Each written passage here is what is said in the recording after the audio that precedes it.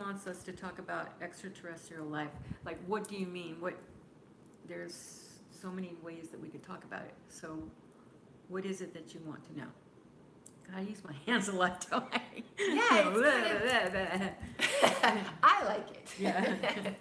Our last life together was Italian American. Oh, that's right. So maybe that has something to do with it.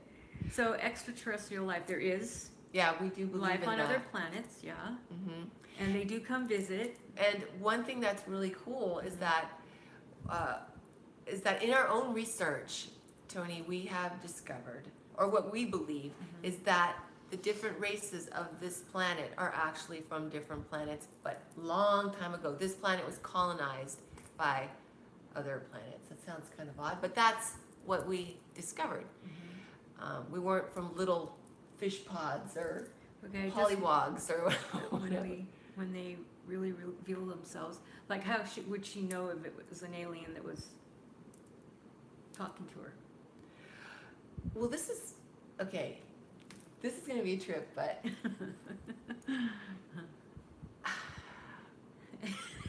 I don't know if they're going to believe me, but I'm just going to say But just say it. I'm just going to tell you. They don't have to. Yeah. One time, Angus told me that I came across one in San Francisco. I don't know who it was, but you wouldn't know. They look like us. Like we just said, this But planet. they're a little bit different. Yeah. I mean, they still look human and all that, but they move slower and they talk slower sometimes.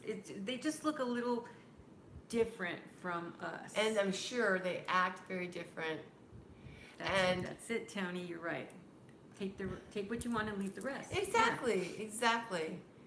Yeah, and it's really interesting because, I mean, there was this one. Okay, a long time ago, Francine, in a galaxy far, far away, the spirit guide told us that they had almost like elongated faces, but I don't know which race she was talking about. I don't either. I don't know which planetary system. But she was saying that they had heavy brow and elongated faces and they shuffle. So it's like these different features and different mannerisms and they do shuffle. Yeah. So it's just interesting. Yeah. Because Sylvia said that she actually saw one when she was eating food at a restaurant or something and he was at the counter.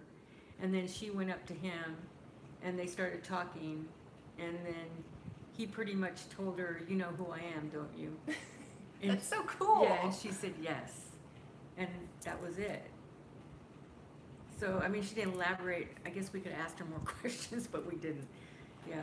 Well, I was in New Mexico one time, and isn't that where Area 51 is, right? And I was at the airport, and I swear to you guys, there was this guy that got off the plane, and he had the longest face I'd ever seen, and he had this really heavy brow, and he was shuffling. Yeah. He was kind of like, and his eyes were really beady, looking back and forth, and he was shuffling, and his arms were really long. And it was just like what she described it. So I don't know. I mean, I'm not gonna stare at everybody that looks like that, but it was just fascinating, you guys. Yeah. So anyway, to answer her question, and they don't stay here for a long period of time. Yeah, because they had to colonize this planet with babies because when they first tried with the adults, their system didn't get along. And he's talked about that before. There's been different pockets in time where I think Sylvia said Crab Nebula though was where Africa started. Okay. They started there.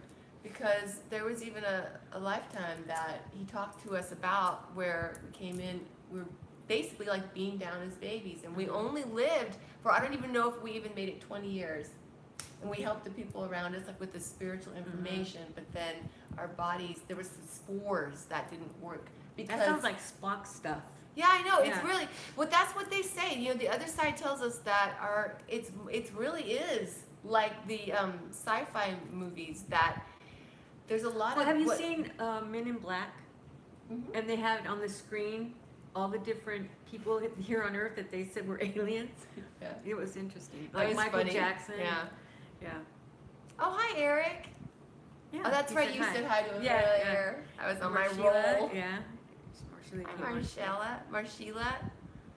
But anyway, it's a really interesting subject, and yeah, but he has talked about how they do come here, and usually as children, so that they can adapt, or babies or what have you. And but you're right, I don't think that they stay long No. because And of their at- systems and this Yeah. environment and the stuff that we have in the air. Yeah.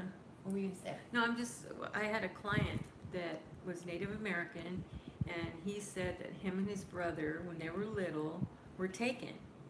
Really? And he described, and he wanted to know if it was real or if he was just dreaming. So then he went into how we relax and went into like we would do a past life.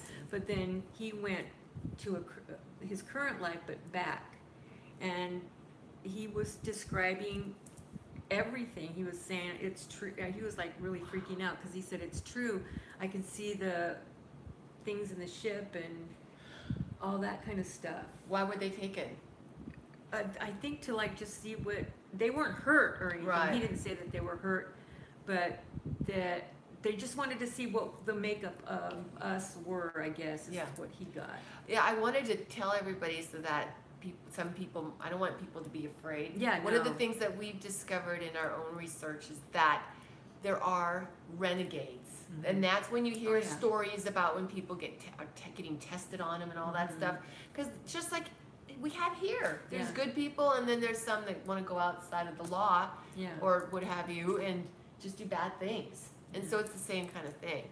But for the most part, they're highly, highly, highly evolved, and they're trying to help us here with what's going on, as far as the Earth and what's happening with our planet and that kind of thing. Yeah, and that actually happened to my husband too.